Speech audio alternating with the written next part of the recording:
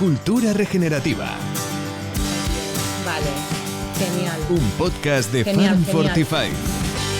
Pues veo que en estos últimos minutos os habéis ido uniendo las últimas personas. Nada, esperamos un minutito, ¿vale? Hasta ahí 35 y así damos inicio, ¿de acuerdo? Cualquier cosa, estamos por aquí también en el chat, cualquier aportación, cualquier comentario, pues bueno, bienvenido sea. Estuvimos hablando, Estela me dijo, a mí me gusta poder hacer estos webinars, ¿no? Donde haya interacción, por eso estáis todos aquí como una reunión normal y corriente en la que todos podemos compartir, ¿de acuerdo? Así que nada, bueno, son y 35, creo que podemos dar inicio, ¿vale? Así que ahora sí, oficialmente, bienvenidos a todos y gracias por estar aquí compartiendo este ratito todos juntos para aprender sobre huerta regenerativa con Estela.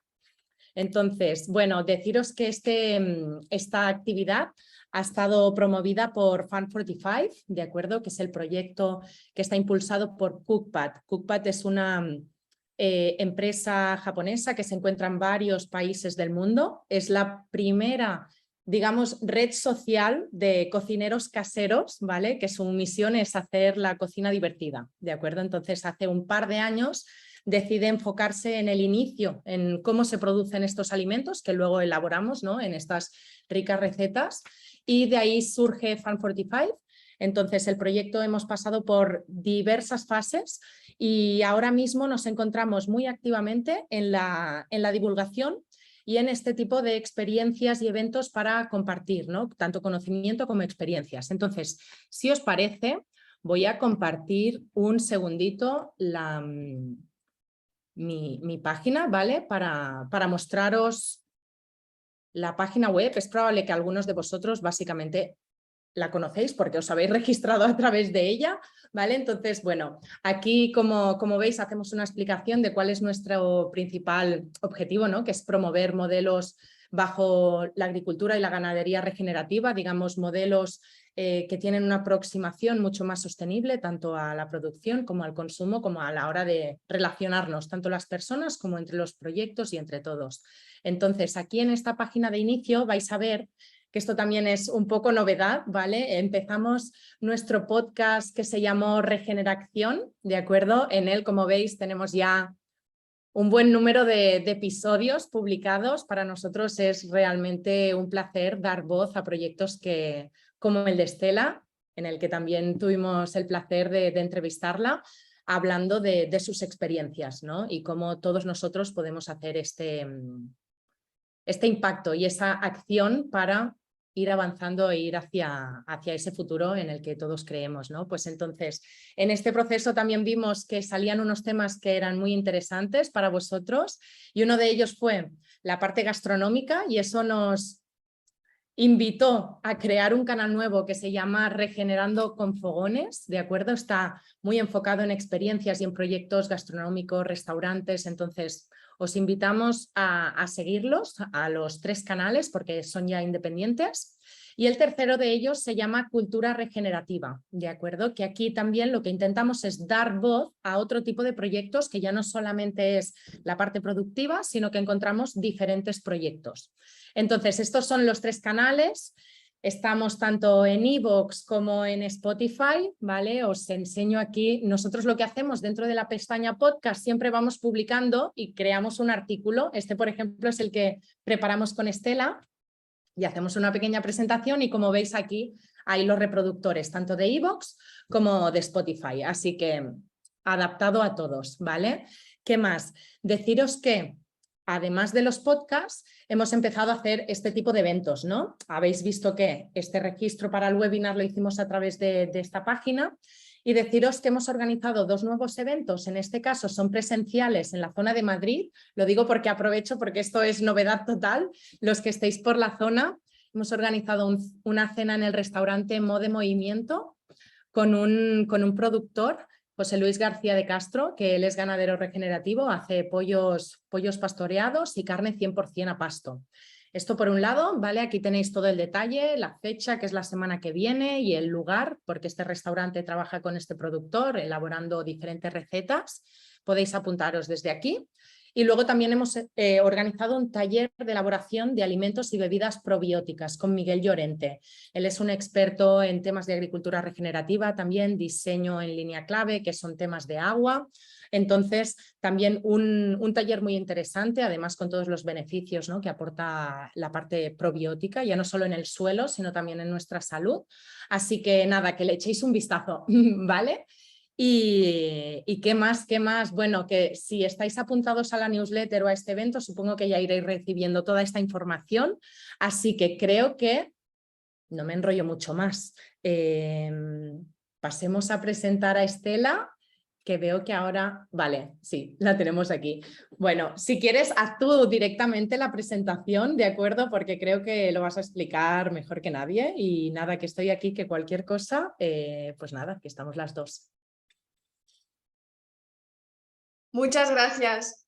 Nada, primero agradecer a Farm45, a todo el equipo en vuestra confianza y en invitarme aquí hoy, que es un placer poder charlar y compartir un poco toda esta sabiduría, y encantadísima de estar hoy con vosotros. Entonces, que nada, bienvenidos y bienvenidas y un saludo a todos. Y ahora os compartiré pantalla para ver una presentación que tengo aquí preparada y comentaros que cualquier cosita que vaya surgiendo de dudas podéis escribirla en el chat, que yo os iré leyendo, y además al final dejaremos un ratito para también poder charlar y hacer un poco para preguntar dudas de manera un poco más dinámica y directa, ¿vale? Pero cualquier cosa, tenéis aquí debajo un chat donde podéis escribirme y iré leyendo y contestando, ¿vale? Empecemos. Voy a compartir la pantalla, dadme un segundo. Vale. ¿Quién soy yo? ¿Quién es Estela? Bueno, yo, si no me conoces mi trayectoria, llevo ya unos 9 años más o menos en el mundo de la huerta, y empezó todo esto como un hobby.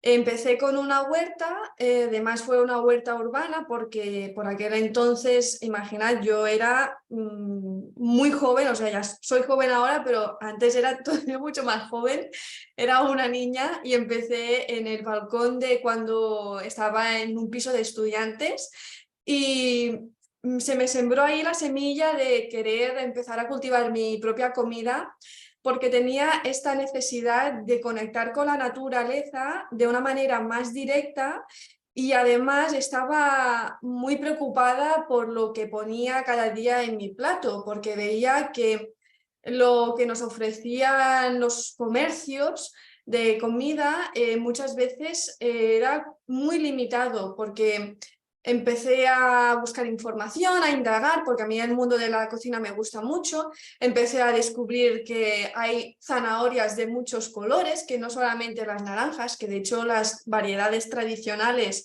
que son las auténticas, ¿no?, de ahí surgen las zanahorias, más bien son de tonos violetas, bueno, que hay de muchísimos colores. Y ahí empecé a cuestionarme todo el mundo de la agricultura y todo el mundo también de lo que comemos, ¿no? Y ahí dije, ¿cómo puedo hacer yo para empezar a disfrutar de una manera más consciente lo que como? Y además, ¿cómo puedo conseguir estas hortalizas que no me ofrecen, pero que a mí me haría muchísima ilusión poderlas conocer, poderlas saborear? Y ahí hice pues el cambio de chip de decir, ostras, pues puede ser con una huerta, o sea, yo misma, yo tengo 2 manos, tengo fuerza, tengo energía, y puedo aprender a cultivar mi propia comida, aunque yo no he venido de una familia que es del campo, ni nadie de mi familia ni de alrededor tiene huerta, pero da igual, si podemos aprender un idioma, si podemos aprender a tocar el piano o un instrumento que es súper complicado y complejo, ¿por qué no puedo aprender ahora a cultivar mi propia comida? Pues así empecé, y así empezó mi aventura en el mundo de la huerta. Y poco a poco fui indagando más, haciendo cursitos. Al final también hice un curso de permacultura, también de agricultura regenerativa, hasta que hace unos 2 años empecé a darle forma a la Escuela Hortelana Vida Verde, que es un espacio donde yo comparto todo este conocimiento que he ido cogiendo durante todos estos años a personas que se encuentran en el mismo punto que yo me encontraba hace muchísimos años atrás, que se encuentran que tienen muchísima ilusión a empezar una huerta en sus casas o en una parcela rural y no saben por dónde empezar porque no tienen a nadie que le haga de guía. Entonces, ¿cómo me podéis encontrar? En la Escuela Hortelana es vidaverdi.es, que allí voy compartiendo muchísimas cosas en mi blog, también hago cursos presenciales, cursos online, como ahora que estamos haciendo este webinar aquí, y además también de manera gratuita comparto muchísimos consejos, también reflexiones de mi día a día, de lo que es una vida rural, de cómo me ha cambiado todo esto, a través de redes sociales. Me encontraréis sobre todo en Instagram, que soy Vida Verdi, o en YouTube, que es Estela de Vida Verde, ¿vale? Y por último... Mira, Estela, acabo de pasar los enlaces, ¿vale? Para que la gente también Perfecto, los tenga accesibles en el chat, así que genial. fantástico, gracias. Y también, si os interesa recibir consejos de una manera más directa, porque cada semana voy compartiendo cosas a través de la newsletter, también por allí voy compartiendo más material sobre agricultura para los que empezáis una huerta en casa.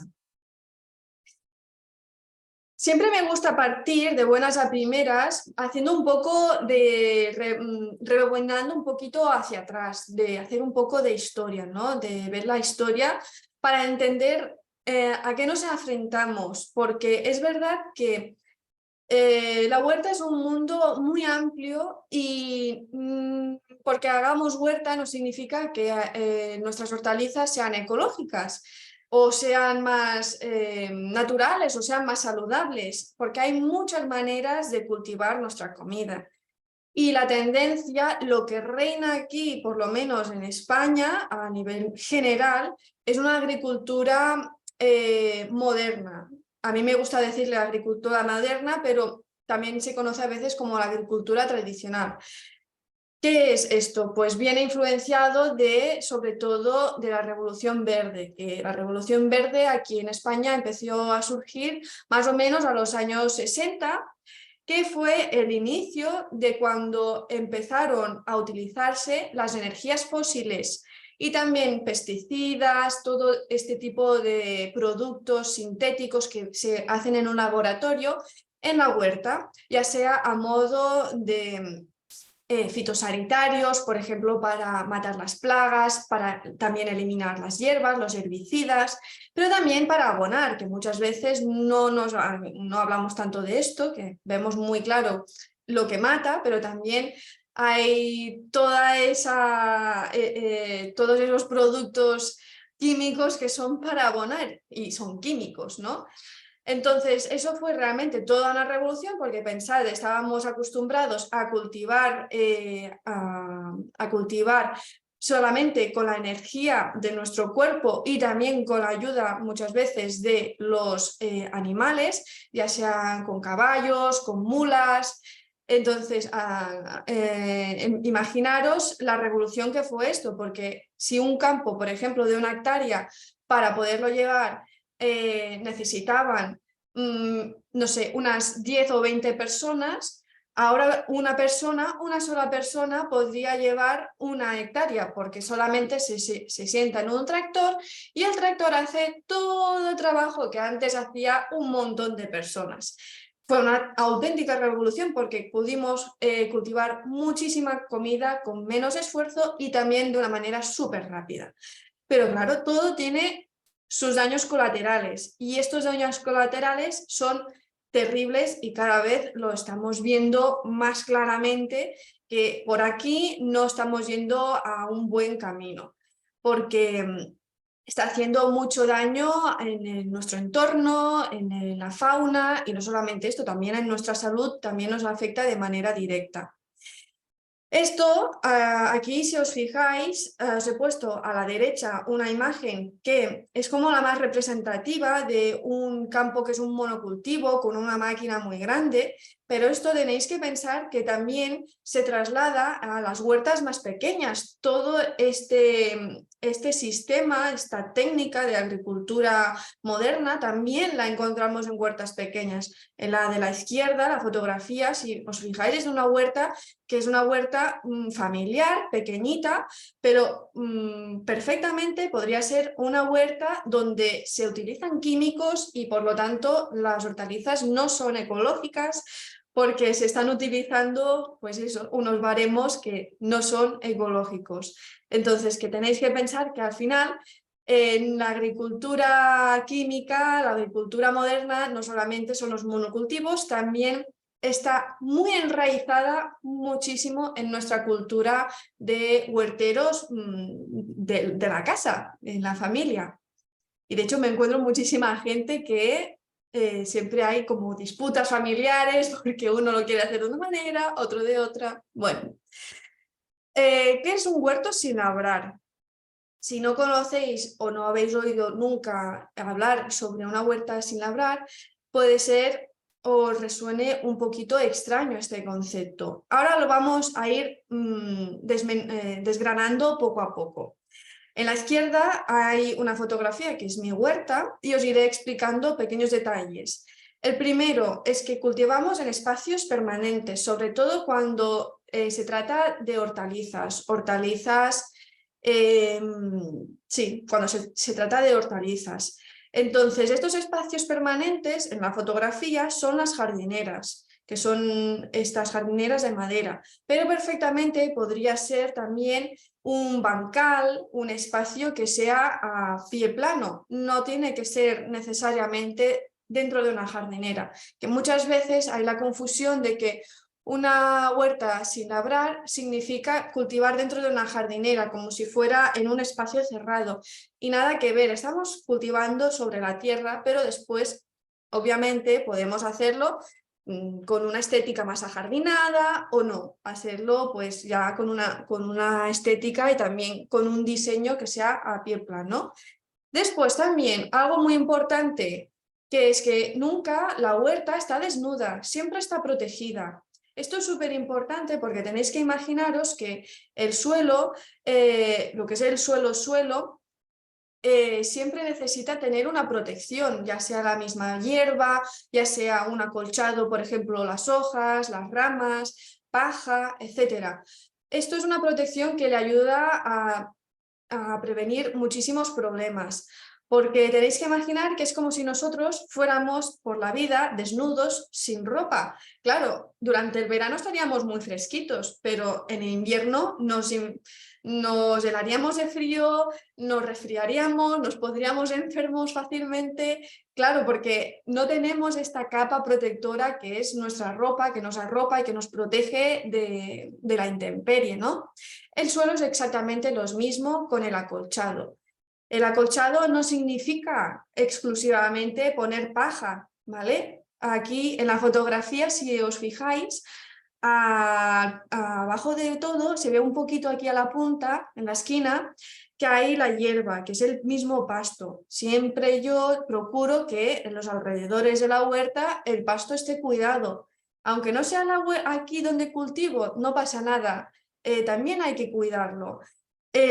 Alrededor de las jardineras, si os fijáis, no están desnudas, no vemos el suelo, que el suelo pelado tal cual. Hay un acolchado, que en este caso yo utilizo aquí viruta de madera troceada porque va muy bien para los caminos. Y después en las jardineras, en este caso yo he optado porque mi clima me favorece, es un acolchado seco, que yo utilizo la paja, pero este acolchado podría ser de otros tipos de materiales o hasta el mismo compost, ¿vale? Puede ser un acolchado muy bueno porque el compost es un abono rico en materia orgánica y es súper interesante. Después, un punto que creo que también lo tenemos muy claro todos, que es que no utilizamos ni pesticidas, ni herbicidas, ni nada que acabe en sida, que son todos estos productos que al final lo que hacen es matar la fauna que hay en el entorno y que por lo tanto también tienen un efecto súper negativo para todo, para las hortalizas, para nuestra salud. Y además, algo que muchas veces no se tiene tan en cuenta es que tampoco se utilizan abonos nitrogenados. ¿Qué son estos abonos? Son las típicas bolitas azules que muchas veces las encontramos si vamos a viveros o en agrocomercios, que normalmente te las venden como el NPK, la nitrofosca. Todo esto son abonos nitrogenados que se han hecho en un laboratorio y que no es lo mejor para abonar la tierra, porque para decirlo de una manera que lo veáis fácil, es como si nosotros nos alimentáramos a base de Red Bulls. Al principio iríamos muy bien, iríamos súper felices por la vida, con una energía que te cagas, pero claro, al final, al cabo de unas semanas, si solo tomas Red Bull, ¿qué pasa? Pues empiezan a suceder problemas, ¿no? Y eso es lo mismo con los abonos nitrogenados, que pan para hoy, pero hambre para mañana. A la larga, estos abonos tienen unos efectos colaterales bastante tremendos, no solamente que para la tierra, también para nuestra salud.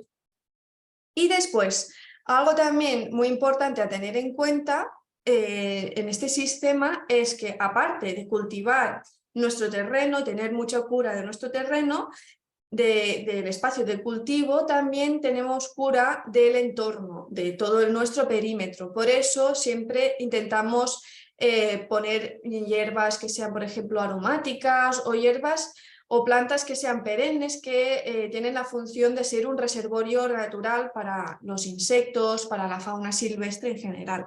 Porque todo esto, aunque esté en nuestro perímetro, aunque no esté ahí pegado al lado de la lechuga, está interconectado, todo está interconectado. Lo de alrededor también afecta a nuestro espacio de cultivo. Y por último, una cosa súper importante y que a mí me gusta recalcarlo mucho es que en la agricultura regenerativa buscamos que sea productiva. Aquí no nos estamos de cháchara, esto no es una huerta de hippies que vamos a hacer 4 cositas y 4 hierbas, no.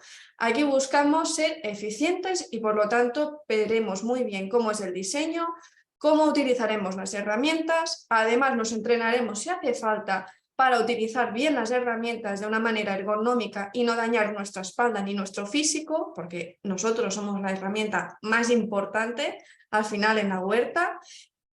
Todos estos pequeños detalles para, de tal manera, conseguir el máximo resultado invirtiendo menos tiempo y menos esfuerzo físico. Y esto a mí personalmente es lo que me acabó de enamorar, ¿no?, de este sistema de la agricultura regenerativa y que tiene bastante diferencia en otros sistemas que tienes como que invertir siempre mucha energía, mucho tiempo, mucho para conseguir después tener una cosecha. Y aquí no hacemos bien la tarea de diseño, que es la fase previa a empezar a plantar. Y que vamos a ver un poquito ahora en este webinar ahora también. Siempre se dice, ¿no?, que este tipo de agricultura, sobre todo la gente que no lo conoce demasiado, es bueno, esto para una huerta de autoconsumo, para casa, está muy bien, pero esto al final no nos puede dar de comer, ¿no?, a todo el mundo. O sea, necesitamos los supertractores, necesitamos la agricultura moderna, necesitamos la agricultura tradicional, porque si no nos moriremos de hambre. Bueno, siento deciros y defraudar a estas personas sobre sus teorías, que nada que ver, porque ya se está haciendo desde hace muchísimos años. Lo único que aquí en España siempre es como que vamos un poco atrás en todo lo que se refiere en agricultura en general, pero cada vez surgen más proyectos de agricultores aquí en España que siguen la técnica de agricultura regenerativa. Aquí os pongo 2 ejemplos de huertas de producción. Por ejemplo, uno de los pioneros que está en Reino Unido es Charles Darwin, pero después también encontramos el sembrador, que bueno, ahora hace unos meses justamente hizo el traspaso de la huerta, ahora lo lleva otra persona. Pero Fernando también hizo un súper proyecto en Madrid que estuvo muchísimos años viviendo de este proyecto que es de producción, y además no era el terreno que tenía y era perfectamente sostenible monetariamente, ¿no? Que eso es la gran preocupación de los productores hoy en día, que tenga una rentabilidad económica. ¿Y por qué sin labrar?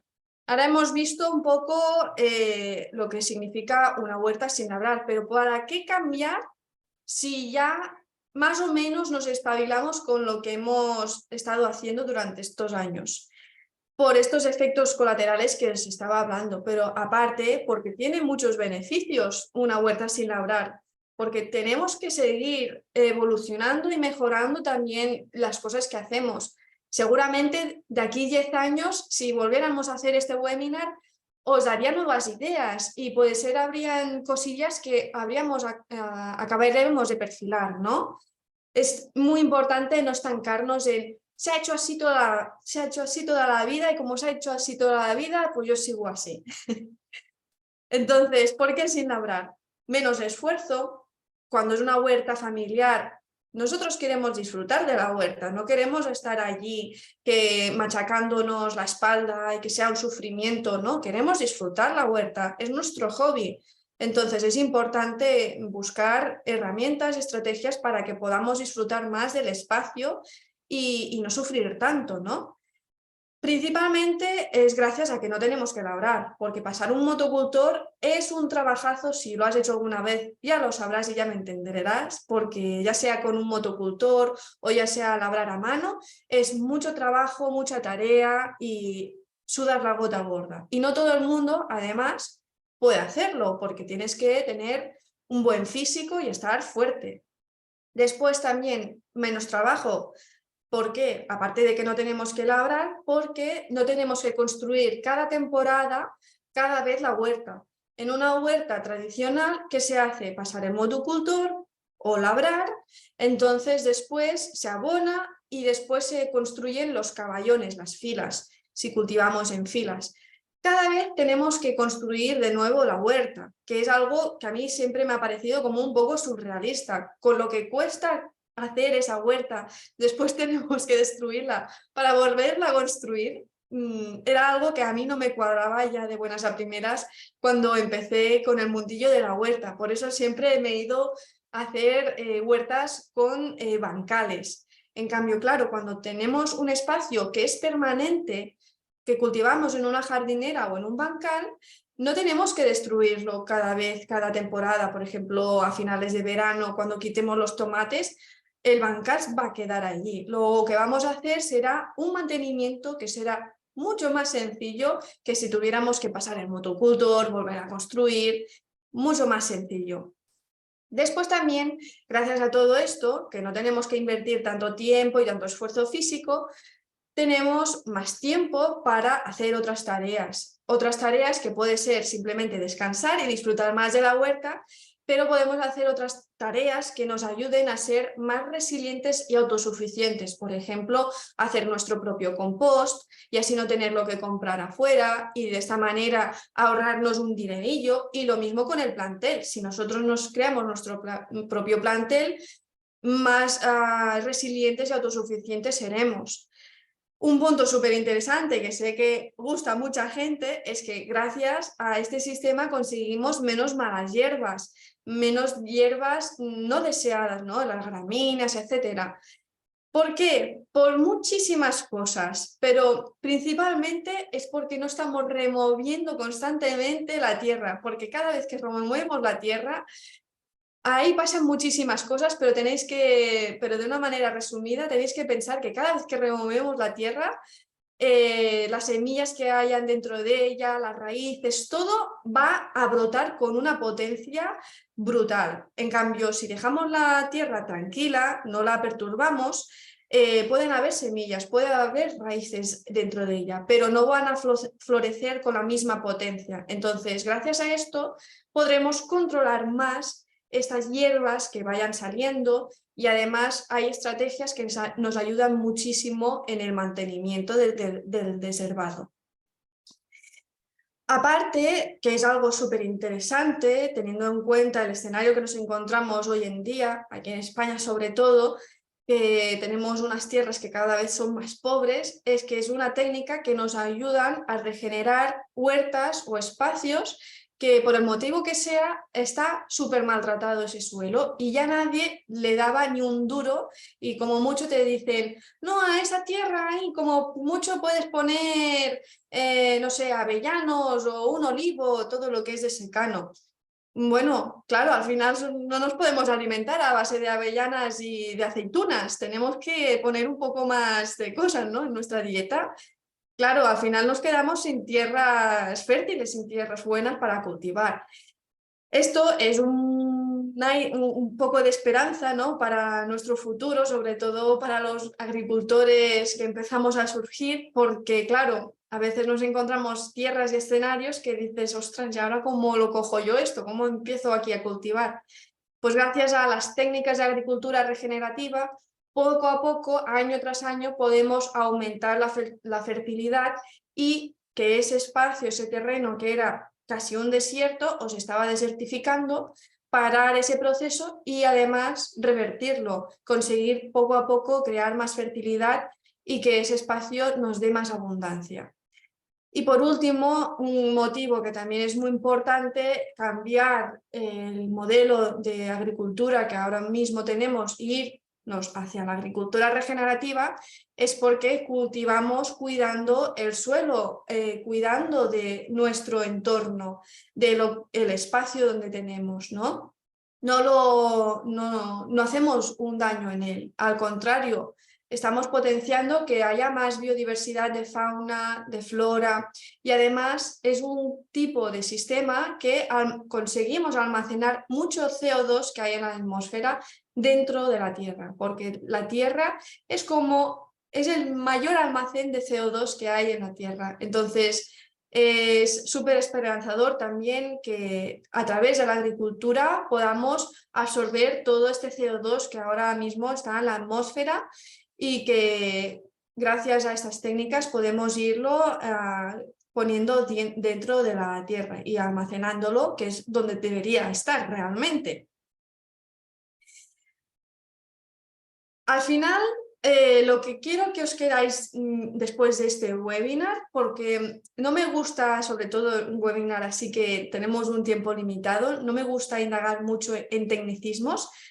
Al final lo que quiero que os queráis es que un suelo sano nos va a dar unas plantas sanas, porque el suelo, las plantas son un reflejo de nuestra tierra. O sea, si nuestras plantas se enferman, están malas, no crecen bien o se nos ponen amarillas, lo que sea, significa que algo dentro de la tierra está sucediendo, ya sea falta de minerales, ya sea falta de materia orgánica, ya sea que ha habido una contaminación, muchísimos fenómenos pueden haber por allí. Entonces, es súper importante entender cómo funciona el suelo, cómo entender cómo funciona este engranaje para después poder cultivar en esta tierra. Sobre todo si nos encontramos con un escenario que está bastante deteriorado para poderlo restaurar.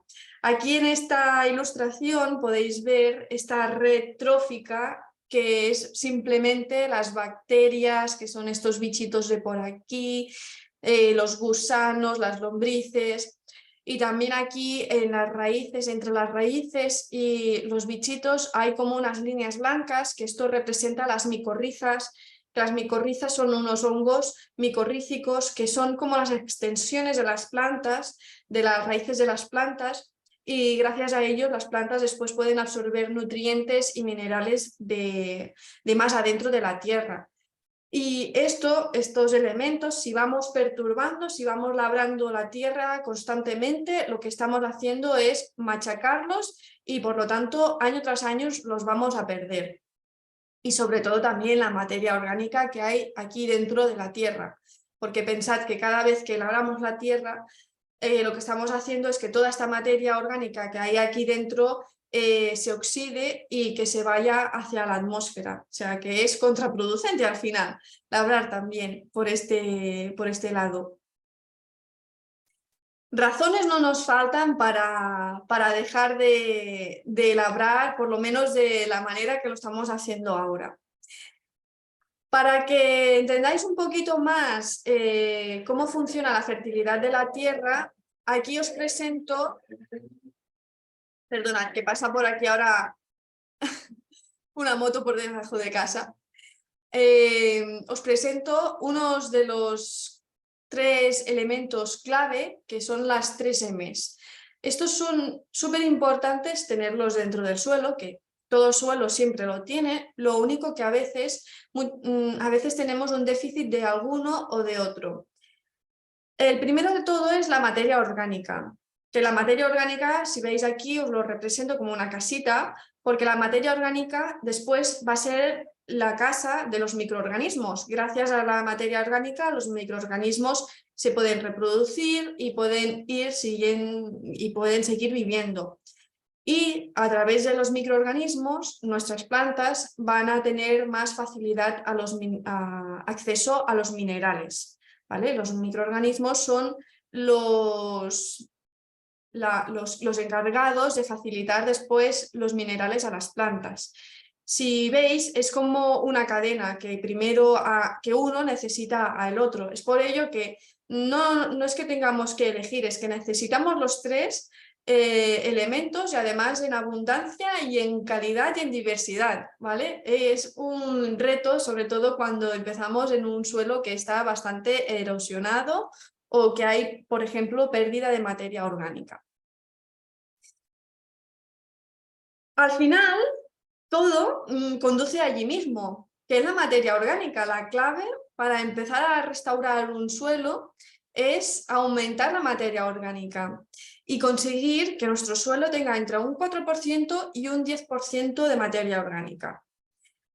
Pensad que aquí en España, a nivel genérico, los suelos que ahora mismo están cultivando, y bueno, en general, no llegan al 3% de materia orgánica. Eso ya nos da un claro indicador de que estamos partiendo en un escenario bastante complicado, porque si el mínimo es el 4%, nosotros ya estamos por uno debajo, ¿vale?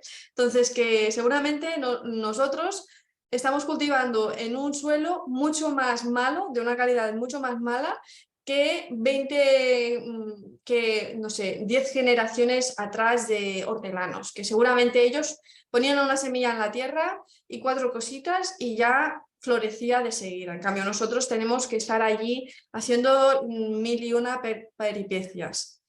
Bueno, como podéis ver, para empezar, la clave, si partimos sobre todo de un terreno que está muy castigado, es la materia orgánica. ¿Cómo podemos añadir la materia orgánica, ¿no? ¿Qué es esto de la materia orgánica? Podemos hacerlo de diferentes maneras. Las más cómodas y también más fáciles para todo el mundo es a través de estas 2 que tengo aquí. Una es el compost, que es un abono que lo podemos hasta hacer nosotros a partir de los residuos orgánicos de casa, compostando hasta estiércol de caballo o estiércol de algún animal, ¿vale? Todo esto lo podemos acabar compostando y gracias a este abono que es rico en materia orgánica estaríamos introduciendo poco a poco más materia orgánica dentro de nuestro suelo. Y la segunda técnica que podríamos utilizar es con acolchado, el famoso mulch, ¿vale? Que lo que hace esto es que no tenéis que imaginar que la paja o las hierbas, lo que utilizamos para acolchar es la materia orgánica.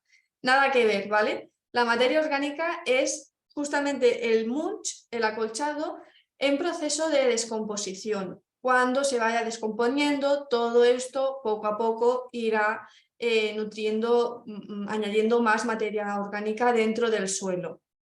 Ahora no quiero ver a nadie aquí, después de este webinar, coger una bala de paja y removerla y enterrarla dentro de la huerta y decir, ya tengo materia orgánica, porque no funciona así. La naturaleza Es verdad que tiene unos sistemas que son fáciles dentro de lo que cabe, ¿no?, para restaurar, pero necesita sus tiempos, no es inmediato, no es apretar un botón y ya está, ya tenemos materia orgánica.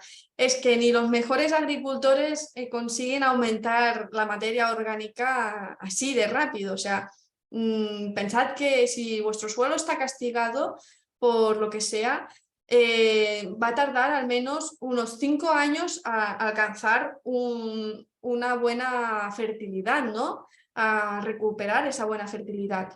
Pero tened en cuenta que ya el primer año veréis los beneficios, el segundo año veréis todavía más beneficios y así progresivamente hasta que después ya veáis que eso va mucho más suelto, que es mucho más fácil cultivar en esa tierra, que todo responde mejor, que las hortalizas crecen mejor, etc. ¿Vale? Todo necesita su proceso. El diseño del espacio. Ahora vamos a ver un poco esta parte que os comentaba al principio, que es el diseño, porque es verdad que podemos preparar muy bien la tierra, hacer un muy buen trabajo preparando la tierra, pero después si no tenemos en cuenta la parte del diseño y la estrategia para facilitarnos nuestras tareas, para facilitar la recolecta, etcétera, vamos a perder muchas horas en la huerta y no queremos eso, queremos ser eficientes, lo más eficientes posibles. Entonces hay que mirar muy bien estos pequeños detalles para la hora de construir nuestra huerta. Si tienes una huerta que ya la has empezado, siempre puedes hacer pequeñas modificaciones para terminar de crear un espacio que sea más cómodo después para trabajar para ti. Aquí es una huerta representativa muy pequeñita, pero ya hay un poco de todo aquí, si os fijáis. Hay 3 bancales, que en los bancales además hay un poco de todo, que si berenjenas, que si calabacines, tomates. Y aquí, si os fijáis, alrededor hay este perímetro de hortalizas, hay de plantas perennes que nos dan este reservorio natural que es tan importante para la huerta. Hay un poco, aquí a la derecha, a la punta de la derecha, de arriba, hay un poco de lavanda. Abajo hay más aromáticas. Esto es hierba luisa, tomillo, también hay un poco de caléndula.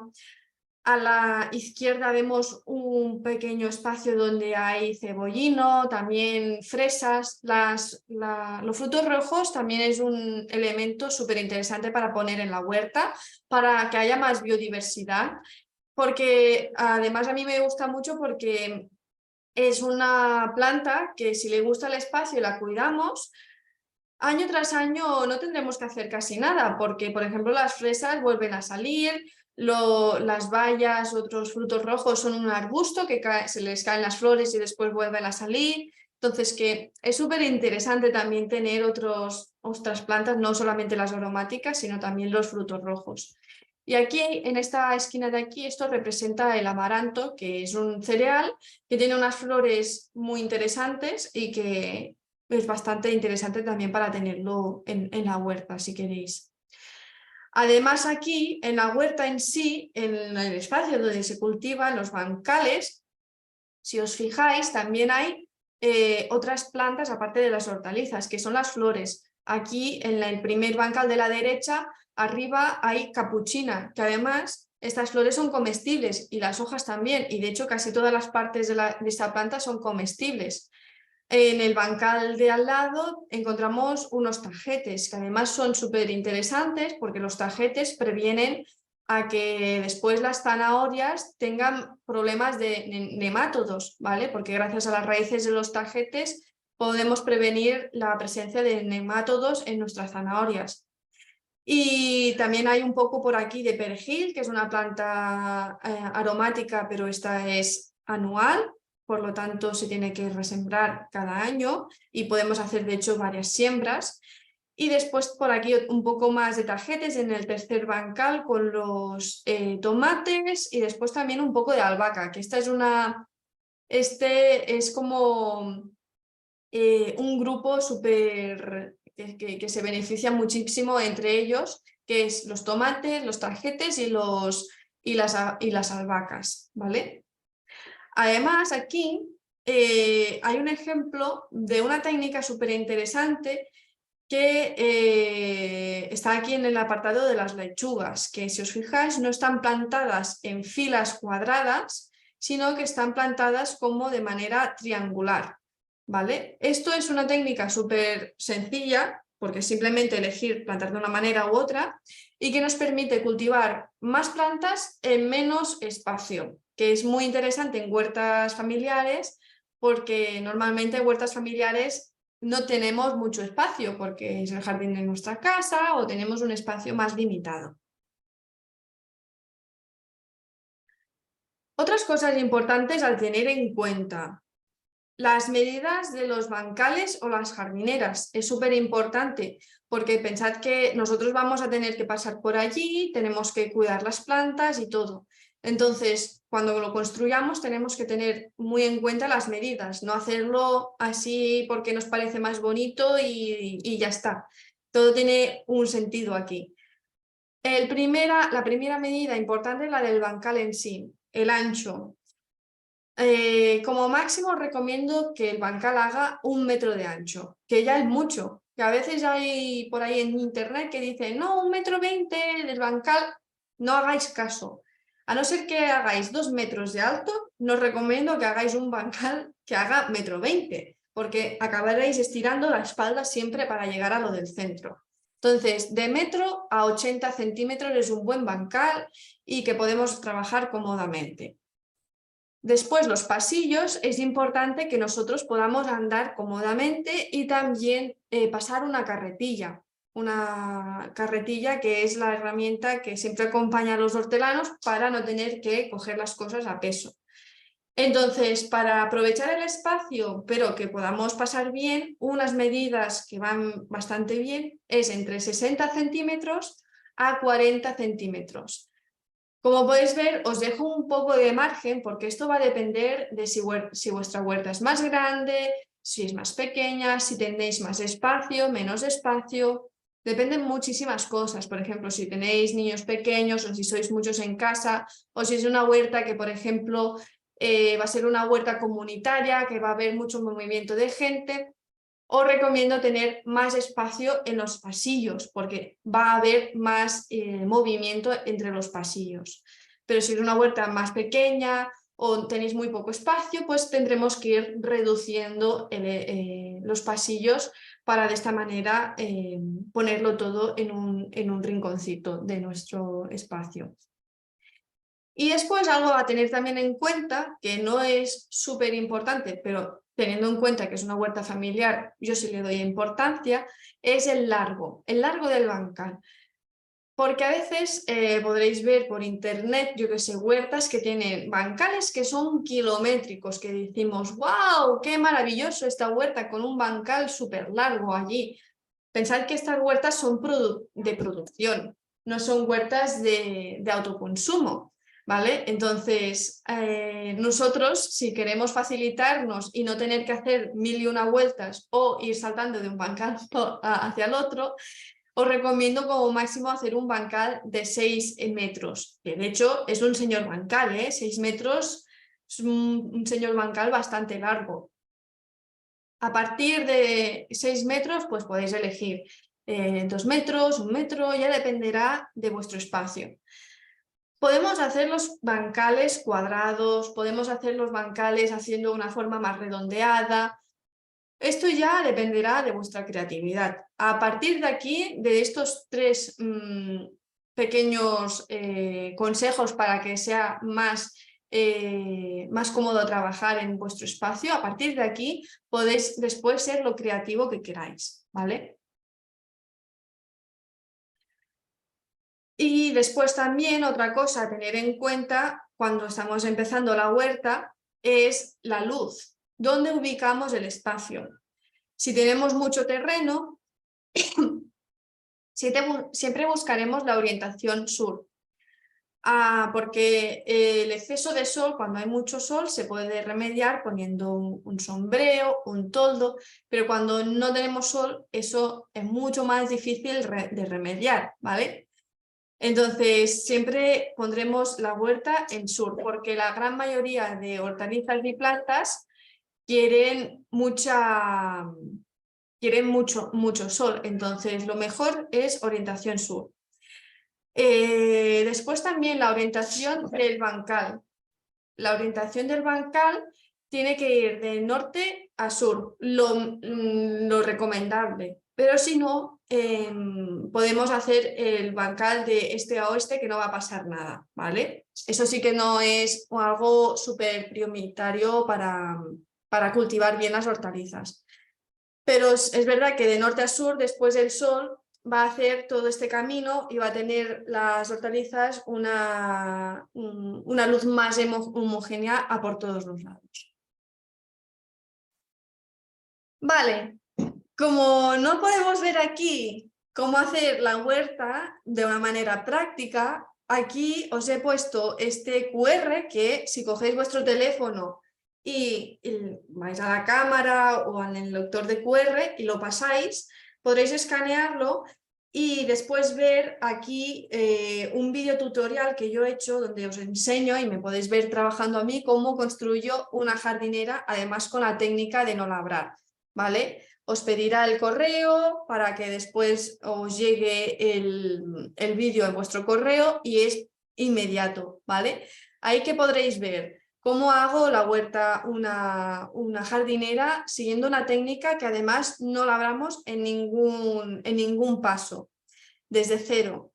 También la construcción de la jardinera, en caso de que os interese esto, cómo se aplica el acolchado y finalmente la plantación de las hortalizas, ¿vale? Entonces, bueno, os dejo aquí a ver que podáis escanear esto.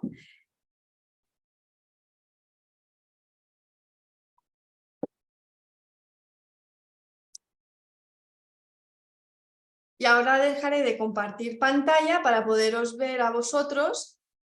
¿Qué tal vamos? Wow, genial, Estela. Bueno, yo tengo aquí mi libretita y estoy tomando apuntes, o sea, esa importancia, ¿no?, del suelo cubierto con los acolchados, los diferentes tipos de acolchado. Sobre todo, trabajemos para tener suelos sanos, plantas sanas, alimentos sanos, ¿no?, y personas sanas. Esas 3 M's, bueno, la parte de diseño también me ha encantado. Y este último regalazo, o sea que muchísimas gracias, muchísimas gracias.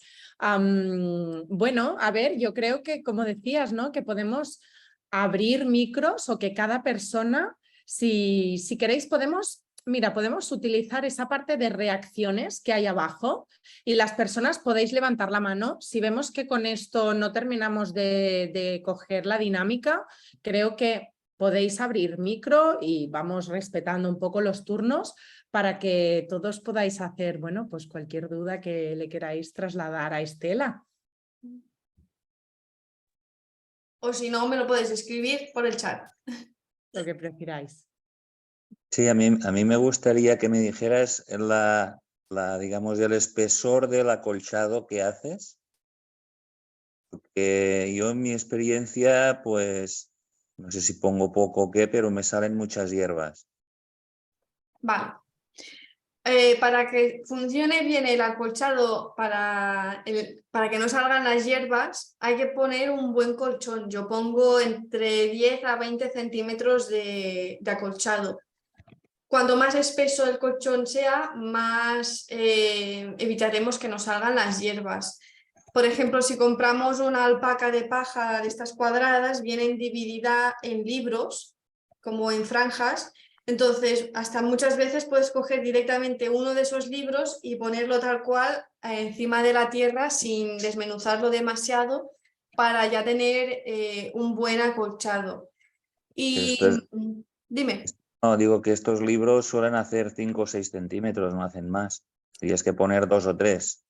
Sí, pero piensa que está comprimido. Sí. Tiene trampa, está comprimido. No es lo mismo que si cogemos la paja sin comprimir que estos libros. No es lo mismo. Entonces, ¿qué? ¿Con uno sería suficiente? Sí, si lo haces con los libros, con un libro sería más que suficiente. Pero tampoco es algo milagroso, porque la paja al final son muchos filamentos y acaba pudiendo pasar la luz un poco siempre. Entonces, si quieres todavía ayudar a que no salgan hierbas, lo que puedes hacer es poner cartón, ¿vale? Hacer como una base de cartón y hacer unos agujeros para que después pase la planta a través del cartón, de la hortaliza, ¿vale? Y después ponemos un poco de paja por encima, unos 10 centímetros de paja por encima para acabar de acolchar. Y de esta manera el cartón, como es un material que sí que ya es mucho más tupido, eso sí que ayudará muchísimo más a prevenir que salgan las hierbas. Y a la hora de plantar, pues sí, claro, tú sacas un cultivo y entonces, ¿cómo vas a plantar el siguiente? Tienes que retirar el acolchado. Vale. En caso de que tengas acolchado, se retira con una horca, se hace más rápido con la horca que se hace servir siempre para la paja y así, se retira y ya está. Y algunas veces, dependiendo si hemos puesto más o menos acolchado, a veces se ha deshecho o casi que se ha deshecho por completo. Pero sí que es verdad que si ponemos mucho acolchado para prevenir lo de las hierbas, después tocará quitar el acolchado para preparar la tierra, para poner el abono y volver a acolchar.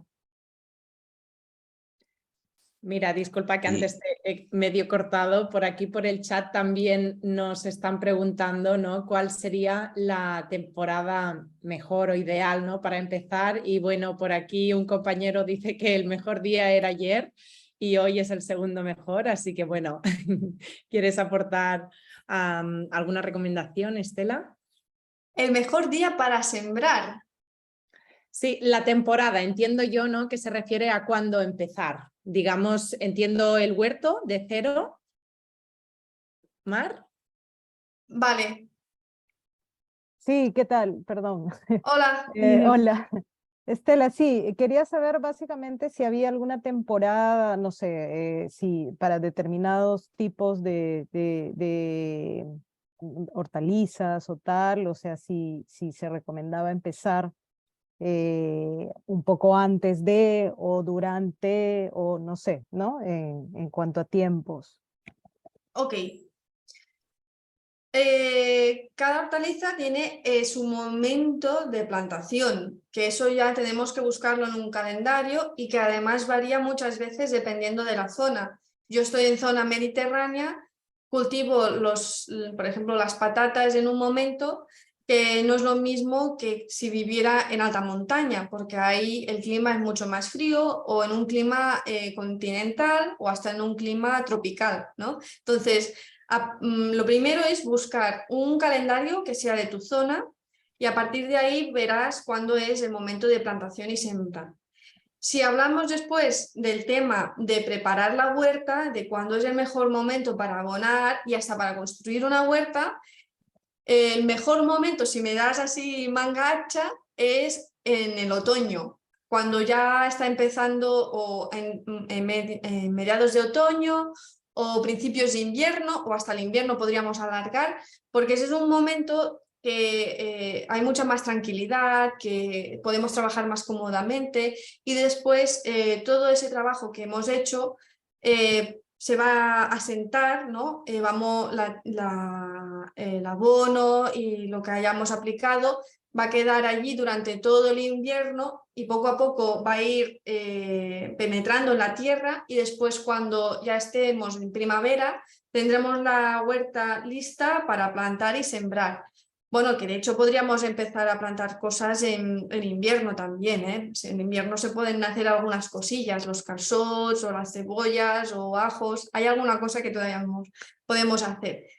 Pero igualmente, si quieres hacer ahora la huerta porque la tienes que empezar de cero, no pasa nada, hazla, o sea, ya, cuando puedas la haces, cuando tengas los materiales, pero si puedes elegir y me dices cuál es el mejor momento por para aprovechar el clima, ¿no?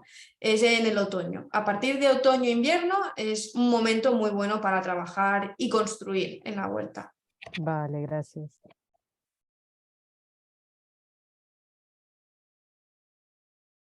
Mira, también nos están preguntando por aquí en el chat, bueno, hay conversación, ¿no? Y también cuáles serían aquellas asociaciones que más te gustan o que recomendarías. Vale. Esto es muy amplio, es una pregunta muy amplia, pero ahora que estamos en primavera y verano, voy a dar algunos ejemplos que lo podáis aplicar ahora, ¿no? Para la huerta de primavera y verano. Una asociación que me gusta mucho, que ya la hemos visto, es la de los tomates con los tajetes y con la albahaca. Además, también me gusta mucho combinar tomates con lechuga porque se llevan muy bien y porque podemos aprovechar los pies de los tomates para poner las lechugas porque es un cultivo más bajito. Este sería uno. Pero también otra asociación que es beneficiosa para plantas de verano es, por ejemplo, las berenjenas con las capuchinas, que son estas flores. También tienen una muy buena simbiosis entre estas dos. Un tercer ejemplo también que podemos hacer ahora es, por ejemplo, el de los puerros y las zanahorias, ¿vale? Estos dos también se llevan bastante bien. ¿Y qué más? Sobre todo, ante la duda, poner aromáticas anuales entre medio de los cultivos y flores. Ante la duda, ahí siempre puedes jugar. Mira, por aquí, por el chat, están bastante interesados en el tema de los acolchados, ¿no? Nos comentan que en el norte de España, claro, la humedad es abundante, los problemas que esto puede llegar a representar en cuanto a hongos, problemas de raíces, el problema de los caracoles, babosas, cómo se podría gestionar, ¿no? Para encontrar este equilibrio entre los beneficios del acolchado con estos, digamos, estos contras, ¿no? Y también relacionado con esto, ahí Antonio nos pregunta si has probado con acolchados plásticos biodegradables, ¿vale? Entonces, bueno, también nos plantea que tiene entendido que hay algunos a partir de fécula de patata. Ok. Tema acolchado, que es un tema. El acolchado no, como el acolchado de paja, no es necesario ponerlo cuando hacemos huerta. Podemos acolchar con el compost, que es rico en materia orgánica, poniendo una capa de compost. Porque es verdad que si acolchamos con paja o con hierba, si vivimos en un clima continental que llueve mucho, lo que vamos a hacer es potenciar que salgan más babosas, más caracoles y que después se nos coman las lechugas o los cultivos. Entonces, en estos tipos de clima es mejor tener el bancal simplemente abonado con el compost, con una buena capa de compost y ya está. Y no poner un acolchado de paja. Y si queremos acolchar, podemos acolchar los caminos para que no salga hierba o acolchar otras partes del espacio, pero no es necesario acolchar siempre los cultivos. Lo que sí que beneficia mucho el acolchado es en clima mediterráneo, porque el acolchado lo que ayuda mucho es a retener la humedad dentro de la tierra, porque gracias a que el sol no impacta directamente en el suelo, no se evapora el agua. Y bueno, se ve muchísimo la diferencia, pero muchísimo en clima mediterráneo cuando cultivamos con acolchado, sin acolchado, sobre todo en verano que hace tanta calor, es tremenda la diferencia que hay. Y referente a los acolchados plásticos, y hago entre comillas... Sí, claro. ¿Hola? ¿Y quién lleva el grupo? Bueno, Creo que hay espera, mira, voy a hacer una cosa, voy ya a le he silenciado. todos. Ábrete el mic, vale. Ya está. Vale. Los acolchados plásticos, y hago entre comillas acolchados porque eso no es un acolchado. Para mí un acolchado tiene varias funciones y también varios beneficios, que es también el que vamos teniendo más materia orgánica gracias a ese acolchado.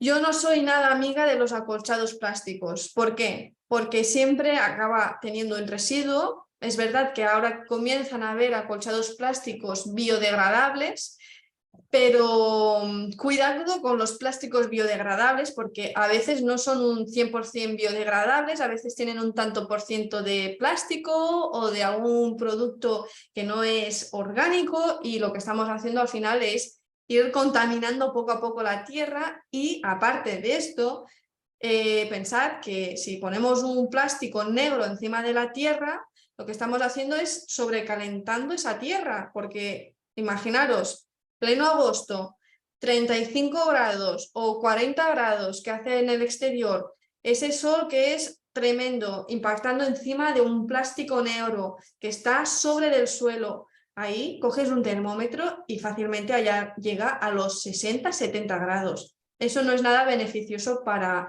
los microorganismos que viven en los primeros centímetros de la tierra porque no les gusta el calor como si estuvieran dentro de un horno. No es beneficioso, entonces estaremos también castigando toda esta microbiología que hay en la corteza de la tierra. Entonces, cuidado con los plásticos negros porque son un poco peligrosos a veces por este tema, que calientan mucho la tierra y además que también llegan, siempre queda un poco de residuo en el espacio. Aunque sean biodegradables, yo desconfío bastante de lo que es plástico biodegradable.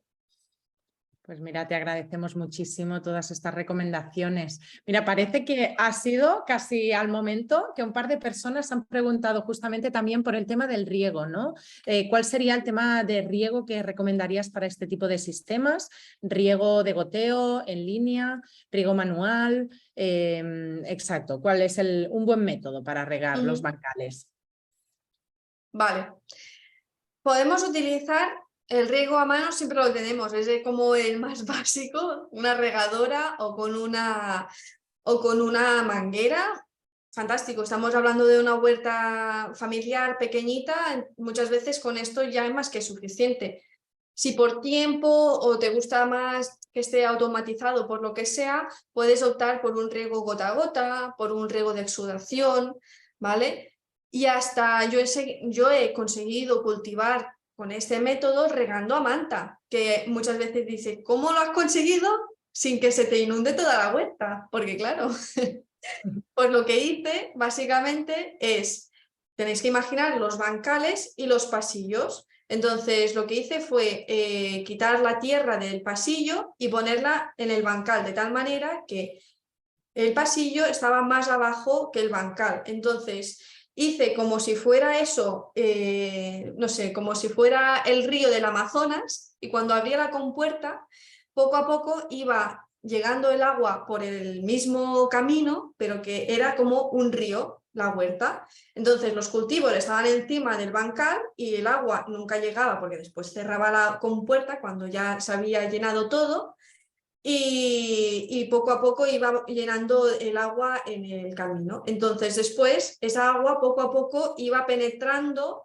por toda la tierra de alrededor de los bancales y me funcionó de maravilla. Y además los caminos los acolché y los acolché con un material que flota de tal manera que cuando pasaba el agua, el acolchado flotaba y después cuando a medida que el agua iba penetrando, se iba el acolchado otra vez hacia abajo. Y utilicé cañas de río un poco trituradas, troceadas, y las puse a modo de acolchado. O sea que aquí ya veis que creatividad.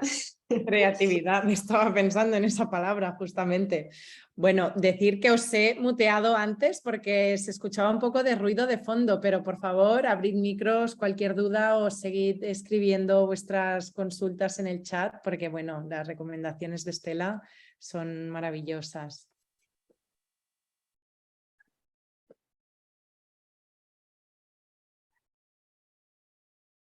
Bueno, parece que ha habido silencio. Estela, ¿alguna pregunta que te suelen hacer? Así que digas, mira, esto normalmente... Mira, ahora justo me parece aquí una pregunta. Eduardo pregunta, ¿qué manejos usas para el control de plagas y enfermedades en la huerta? Es una pregunta muy amplia, pero principalmente mi misión es prevenir las plagas, porque si no hay la plaga ya no tenemos una guerra para combatir allí, ya no tenemos el problema. Lo mejor es combatirla y evitar que aparezca la plaga. ¿Cómo? Creando un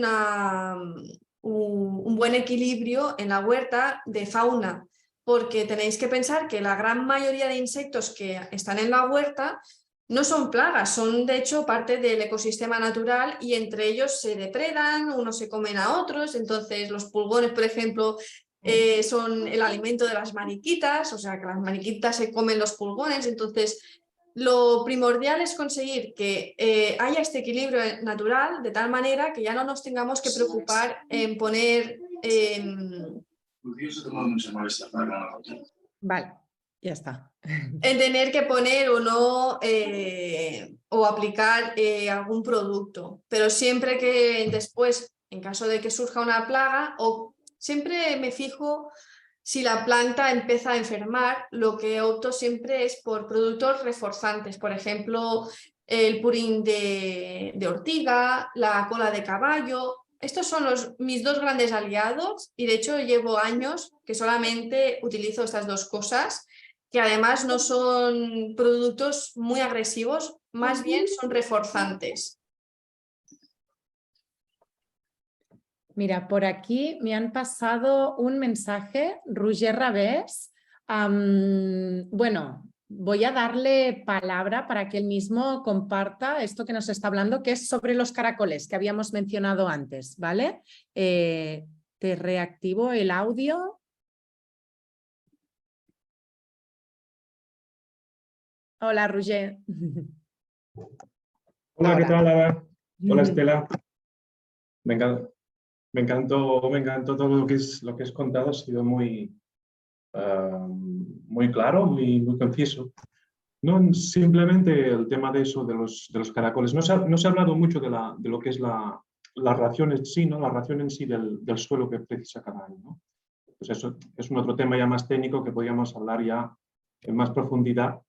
Pero, sin embargo, solo por matiz, cuando han preguntado eso de los caracoles y las babosas, hay que entenderlos como unos ganaderos. Porque la ración del suelo, como en todos los ecosistemas, pues siempre se está alimentando de lignina, no de materia verde, ¿no? Siempre de paja y de madera. Entonces, tras los trabajos de gente pues, que están haciendo en suelo vivo, y que ya tienen pues, muchas experiencias, pues se ha llegado a la conclusión que en un huerto, pues, para tener un suelo vivo que funcione correctamente, pues, bueno, se entiende al final que debe de comer entre unos 20 o 30 toneladas de materia seca por hectárea, o sea, de paja o de BRF o lo que sea.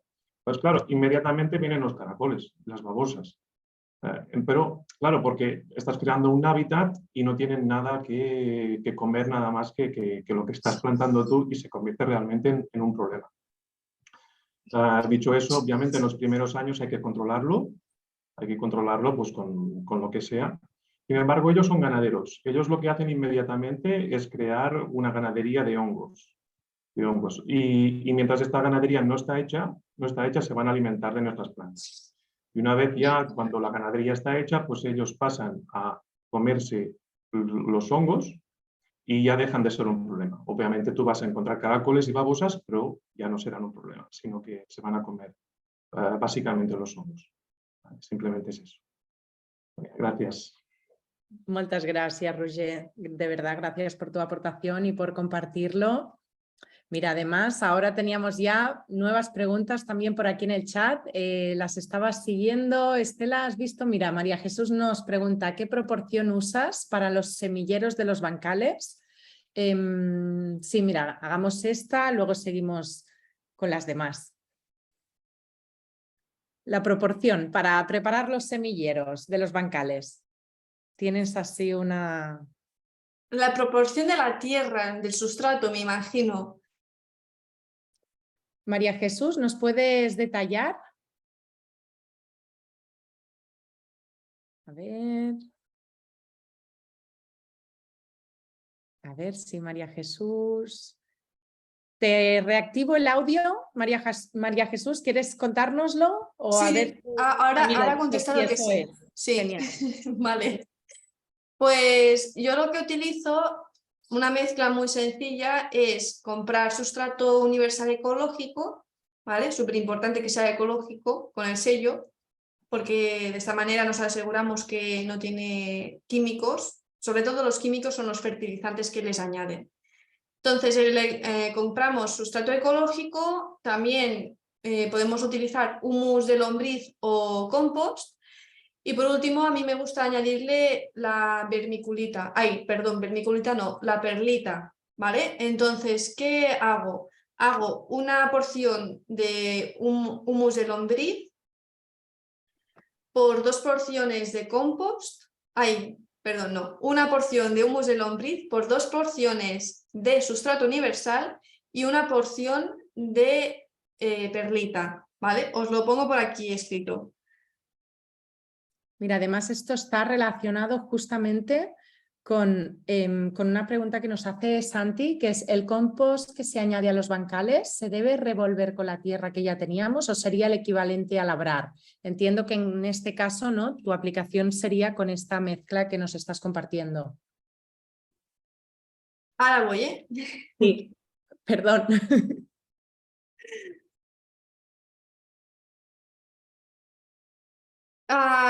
Sobre el mantenimiento, cada vez que tenemos que hacer el mantenimiento, lo que hacemos es incorporar más compost.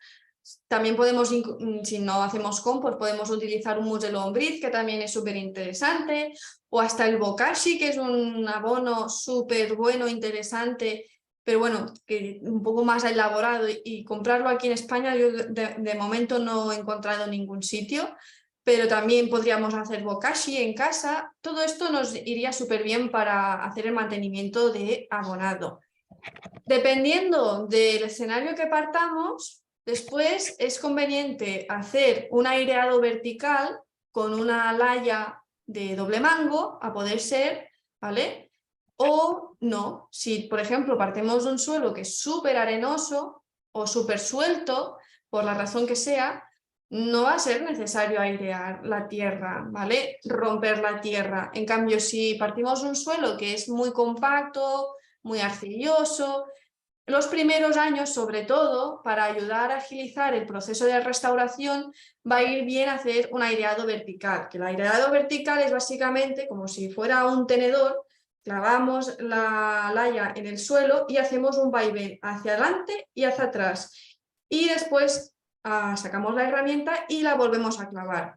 En ningún momento removemos, ni giramos ni volteamos la tierra, que es lo que haríamos en el volteo de la tierra, en el labrado. Aquí solamente abrimos unos canales de aire subterráneos de aire para romper un poco más las arcillas y ayudar a que se vaya descompactando poco a poco la tierra. Y veréis que al cabo de 3-4 años puede ser, vuestra tierra ya casi que os tendréis que olvidar de esta herramienta, porque solamente con ir incorporando más abono ya va a ser más que suficiente.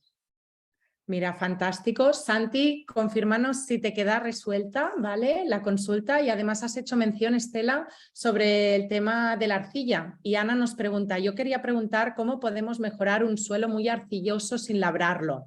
Entiendo que también sería parte, ¿no?, o en la línea de lo que estabas respondiendo. ¿Es así? Sí, siguiendo este consejo que acabo de dar, te es súper útil. Es lo que de hecho yo hago en mi huerta, que es también muy arcillosa, y ya en 2 años, piensa que yo ahora, primero, o sea, el primer año cuando empecé, clavaba la herramienta y eso, bueno, horrores para poderla clavar, no se me clavaba, porque además mi tierra tiene mucha piedra. Y ahora, después de 2 años, clavo la herramienta y se me hunde casi sola. Y no, o sea, este aireado que hago, además solo lo hago una vez al año. No lo hago cada vez que voy a poner un cultivo, solo lo hago una vez al año y ya está. Genial. También te preguntan si tienes experiencia, Estela, en la tierra de diatomeas. Sí, bueno, la tierra de Diatomeas es muy interesante para muchas cosas, para prevenir plagas, también tiene la capacidad de combatir algunas plagas, sobre todo los hongos. Yo la he utilizado alguna vez a modo de fungicida para los hongos, por ejemplo, de las calabazas que a veces cogen, o de los pepinos, de todas estas plantas que tienen las hojas muy anchas y fácilmente empieza a coger este hongo que es gris, que es el mildew, ¿vale? Se espolvorea y va bastante bien, porque va bastante bien para eliminar el hongo.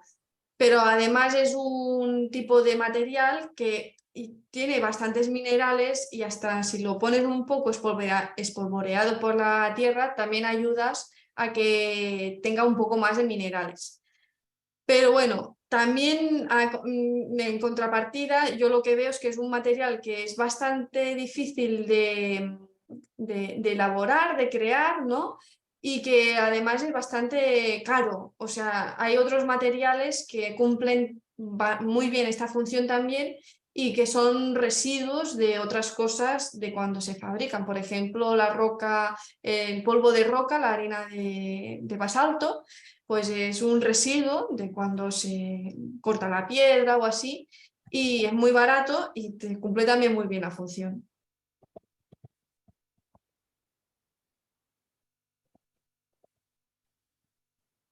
A ver, ¿alguna otra preguntita? Sí.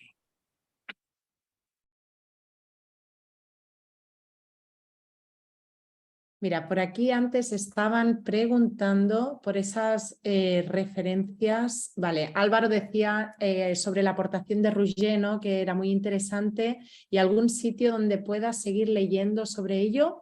Pues mira, ahora Rouget me acaba de pasar esta referencia. Os la copio aquí de nuevo. Mira, y nos comenta que este trabajo empezó por los productores usando BRF en el Quebec y que luego fue François, no sé pronunciar francés, así que seguramente lo estoy diciendo mal, ¿vale? François Moulet, quien inició el trabajo de Maraîchage sur sol vivant, donde ensayaron y encontraron la metodología. ¿De acuerdo? Aquí está esta referencia.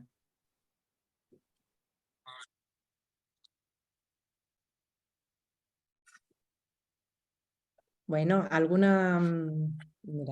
Mira, nos pregunta Ana si podrías ampliar cómo actuar ante una plaga importante de hormigas. Pues mira, según mi experiencia ante las hormigas, el mejor enemigo de las hormigas es la humedad. Entonces, si tienes una tierra que allí haya buena materia orgánica que vaya reteniendo bien la humedad, difícilmente se te van a poner las hormigas. Porque yo, por ejemplo, el año que empecé a acolchar hasta los bancales exteriormente, los perímetros bien hechos, pues tuve una clara diferencia de la aparición de las hormigas. Pero si no, hay muchos remedios caseros que puedes actuar ante las hormigas, pero es verdad que es una de estas cosas que lo mejor es desplazarlas. Lo mejor que podemos hacer ante esta es que tampoco me gusta decirle plaga, porque al final las hormigas siempre hablan, ¿no? Es desplazarlas, intentar que allí donde se hayan metido, que si están dentro de un bancal, no se sientan a gusto y que se vayan a otro sitio a hacer el nido. Muy bien, y Álvaro también nos está preguntando recomendaciones y herramientas para poder airear y algún sitio. Si puedes pasar alguna referencia, también agradece a Rouget la referencia esta. Sí, pues mirad, la herramienta que yo utilizo, la laya de doble mango, es de Agroforja. Pongo aquí el nombre, Agroforja. Ahí. Ahí, espera, creo que... Espera. Sí, ahora ya está. Gracias, genial. Aquí veréis que hay muchas herramientas y la laya de doble mango que yo tengo de aquí, estoy súper contenta, es una herramienta muy resistente y súper ergonómica además, y yo la recomiendo, sí. Genial. Pues yo iría dando las gracias. Son ahora casi las 7, ¿vale? Llevaríamos 1 hora y media de webinar en el que, bueno, Estela, ha sido realmente, bueno, una pasada todo lo que nos has compartido, ¿no? A la hora de poder tener claro cómo gestionar esta huerta con estas recomendaciones súper específicas, cómo tener en cuenta todo ello. Y bien, a todos los asistentes, pues daros las gracias, que esperamos de parte de todo el equipo y imagino que de Estela, que hayáis disfrutado, que toda esta información os haya sido útil y que os sea útil. Y nada, mira, por aquí nos dicen que muchas gracias. Pues seguiremos organizando talleres y webinars. Solemos enviar toda la información por email, con lo cual todas las novedades que vayan surgiendo os las iremos compartiendo. Muchísimas gracias a todos y a todas vosotras por haber compartido este tiempo y estos conocimientos conjuntamente. Estela, ¿quieres añadir alguna cosa? Nada, gracias a vosotros aquí y que ya lo sabéis, a sembrar el cambio. Pues cerramos con ese a sembrar el cambio, ¿de acuerdo? Muchísimas gracias a todos y hasta pronto. Adiós. Adiós, que vaya bien.